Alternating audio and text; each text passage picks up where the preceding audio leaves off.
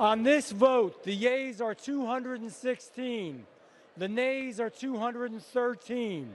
The resolution is adopted.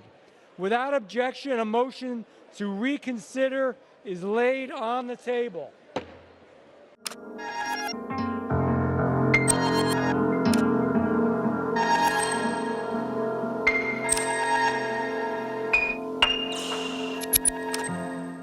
U.S. President Donald Trump's proposal to cut $9 billion in federal spending targeting public broadcasters was passed by Congress. The bill now awaits the president's signature. It includes major broadcasters like public broadcasting services and National Public Radio. The House approved the bill by a narrow margin of 216 to 213, with 2 Republicans. Brian Fitzpatrick of Pennsylvania and Michael Turner of Ohio voted against it, the media reported.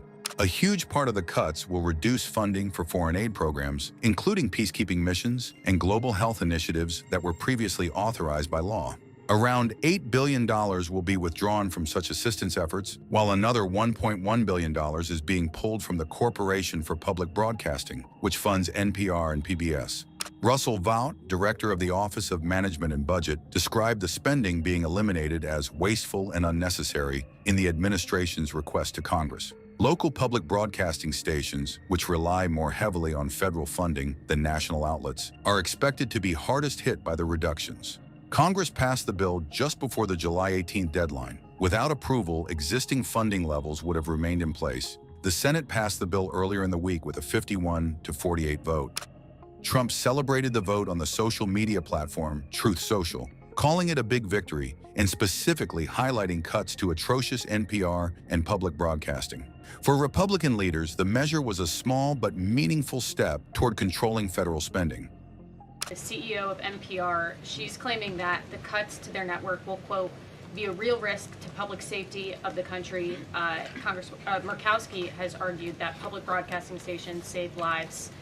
Could you respond to these concerns? The NPR CEO said cutting NPR will be a risk to public safety. I am not sure how NPR helps the public safety of our country, but I do know that NPR, unfortunately, has become really just a propaganda voice for the left. Just a few examples for you. In 2020, NPR refused to cover the Hunter Biden laptop scandal in the run-up to the election. They said their assertions don't amount to much, writing they did not want to waste the listeners' and readers' time on stories that are just pure distractions. That does not sound like an unbiased opinion. That sounds like a partisan opinion to me.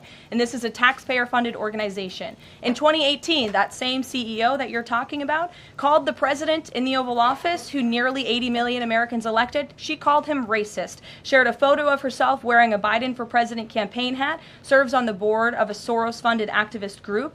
In 2020, PBS's White House correspondent at the time characterized President Trump's speech then at Mount Rushmore as a love letter to white resentment, promoting the myth of America.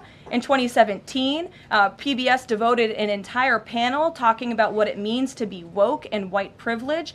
In 2023, PBS's Washington Week Roundtable covered up Joe Biden's clear mental divide. That's actually quite the clip. I would encourage all of you to look at it.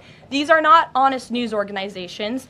These are partisan, left-wing outlets that are funded by the taxpayers. And this administration does not believe it's a good use of the taxpayers' time and money.